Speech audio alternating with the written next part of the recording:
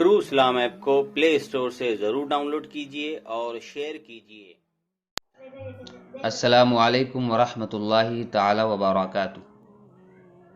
اعلیٰ حضرت فاؤنڈیشن کی جانب سے روزانہ آپ تک اسلامی تعلیمات کے تعلق سے آڈیو بنا کر بھیجے جاتے ہیں اور آپ حضرات اسے سن کر اپنے علم میں اضافہ کرتے ہیں۔ آج کا ٹاپک ہے نماز جنازہ۔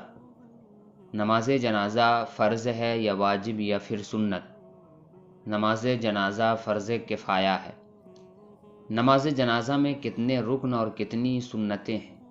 نماز جنازہ میں 2 رکن ہیں، 4 تکبیریں اور قیام میں 3 سنتیں مؤکدہ ہے، ثنا، درود پاک اور میت کے لیے دعا۔ کیا غائبانہ نماز جنازہ ہو سکتی ہے؟ میت کا سامنے ہونا ضروری ہے، غائبانہ نماز جنازہ نہیں ہو سکتی۔ نماز جنازہ کا امام کہاں کھڑا ہو؟ مستحب یہ ہے کہ امام میت کے سینے کے سامنے کھڑا ہو۔ کس نماز کی آخری صف سب سے افضل ہے؟ نماز جنازہ کی آخری صف تمام صفوں سے افضل ہے۔ جنازے میں کتنی صفیں ہونی چاہیے؟ بہتر یہ ہے کہ جنازے میں 3 صفیں ہوں کہ حدیث پاک میں ہے جس کی نماز جنازہ 3 صفوں نے پڑھی اس کے لیے جنت واجب ہو گئی۔ اگر جنازہ پڑھنے والے افراد بہت ہی کم ہوں تو 3 صفیں کیسے بنائیں؟ اگر کل 7 آدمی ہو تو 1 امام بن جائے۔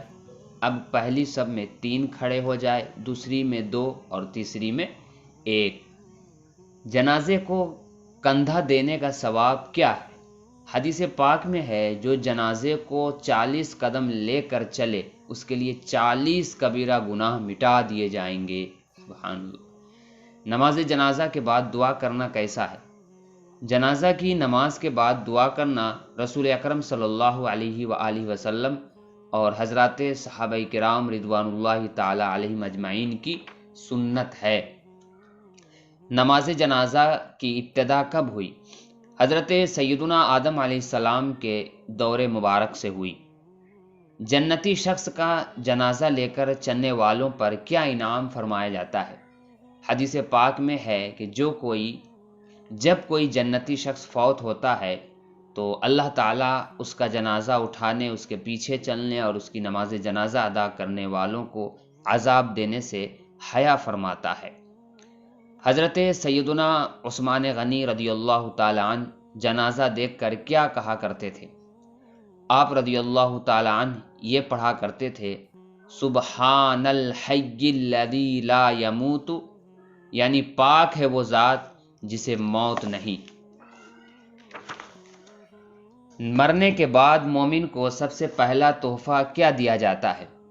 حضور سرور کونین شہنشاہ دارین صلی اللہ علیہ وآلہ وسلم نے ارشاد فرمایا، مومن کو سب سے پہلا تحفہ یہ دیا جاتا ہے کہ اس کی نماز جنازہ پڑھنے والوں کی مغفرت کر دی جاتی ہے۔ سبحان اللہ۔ جنازہ کے ساتھ چلتے ہوئے کن امور کو پیش نظر رکھنا چاہیے؟ جنازہ کے ساتھ چلنے والوں کو خاموش رہنا چاہیے، موت، قبر کے حالات اور ہولناکیوں کو پیش نظر رکھے، دنیا کی باتیں کرے نہ، ہنسی اور ذکر کرنا چاہیے تو دل میں کرے۔ اب حالات زمانہ کے پیش نظر علماء کرام نے ذکر بالجہر، بآواز بلند ذکر و درود و نعت خوانی وغیرہ کی بھی اجازت دی ہے۔ نماز جنازہ پڑھنے والے کے لیے کیا شرائط ہے؟ نمازی کا نجاست حکمیہ و حقیقیہ سے پاک ہونا، اس کے کپڑے اور جگہ کا پاک ہونا، ستر عورت، قبلہ رخ ہونا، نیت۔ نماز جنازہ کے لیے میت میں کن شرائط کا پایا جانا ضروری ہے؟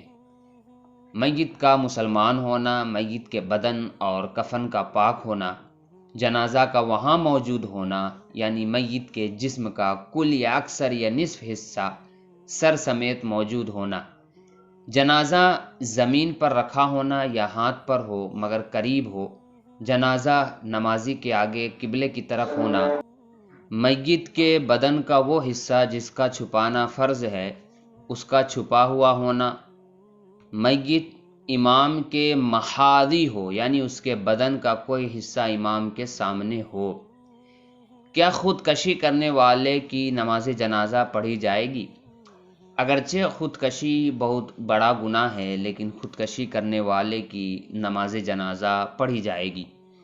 کن لوگوں کی نماز جنازہ پڑھنا منع ہے؟ باغی جو امام برحق پر ناحق خروج کرے اور اسی بغاوت میں مارا جائے، وہ ڈاکو جو ڈاکے میں مارا گیا، جو لوگ اپنی قوم کی ناحق حمایت کرتے ہوئے لڑے اور مر جائے، جس نے کئی لوگ گلا گھونٹ کر مار ڈالے، جو شہر میں رات کو ہتھیار لے کر لوٹ مار کرے، جس نے اپنی ماں یا باپ کو مار ڈالا، جو کسی کا مال چھین رہا تھا اور اس حالت میں مارا گیا۔ نماز جنازہ کی امامت کا حق کس کو ہے؟ نماز جنازہ میں امامت کا حق بادشاہ اسلام کو ہے، پھر قاضی، پھر امام جمعہ، پھر امام محلہ اور پھر میت ولی کو۔ ولی سے پہلے امام محلہ کو حق ہونا بطور استحباب ہے، اور یہ بھی اس وقت ہے جب محلے کا امام ولی سے افضل ہو، ورنہ ولی بہتر ہے۔ نماز جنازہ میں سورہ فاتحہ پڑھنا کب جائز ہے؟ نماز جنازہ میں حمد و ثنا کی نیت سے سورہ فاتحہ پڑھنا جائز ہے۔ جو شخص چوتھی تکبیر کے بعد جنازہ میں شامل ہوا وہ کیا کرے؟ جو شخص چوتھی تکبیر کے بعد آیا تو جب تک امام نے سلام نہ پھیرا ہو شامل ہو جائے اور امام کے سلام کے بعد 3 بار اللہ اکبر کہہ لے۔ جب کئی جنازے جمع ہو تو ایک ساتھ نماز پڑھی جائے یا الگ الگ؟ کئی جنازے جمع ہو تو ایک ساتھ سب کی نماز پڑھ سکتا ہے، یعنی ایک ہی نماز میں سب کی نیت کر لے، اور افضل یہ ہے کہ سب کی علیحدہ علیحدہ پڑھے۔ اگر سب کی ایک ساتھ پڑھے تو اس بات کا اختیار ہے کہ سب کو آگے پیچھے رکھے، یعنی سب کا سینہ امام کے مقابل ہو یا برابر برابر رکھے، یعنی ایک کے پاؤں کی طرف دوسرے کا سر ہو اور دوسرے کے پاؤں کی طرف تیسرے کا سر ہو۔